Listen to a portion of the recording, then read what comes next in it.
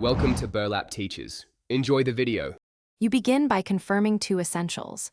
iOS is up to date and you have enough free storage because Mail needs space to sync.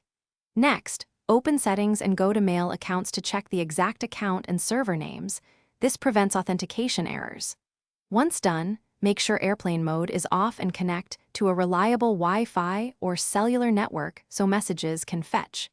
If you see password prompts, re-enter credentials to re-establish the link immediately.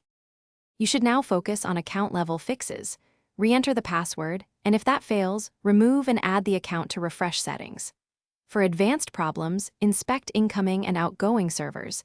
IMAP uses port 993 with SSL, and SMTP often uses 465 or 587. Set SSL on. Once server details are correct, adjust Mail sync options. Set push or a reasonable fetch schedule, and extend mail days to sync so older messages appear. These steps restore proper handshakes between iPhone Mail and your provider. You finish by restarting the iPhone and force closing then reopening Mail to trigger a fresh sync. This clears temporary glitches. If problems persist, reset network settings to remove corrupted network entries, but know this deletes saved Wi-Fi passwords. After that, test sending and receiving with small messages.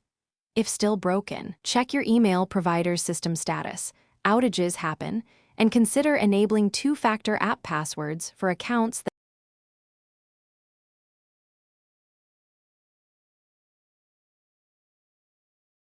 Thanks for watching. Consider subscribing if this video helped you.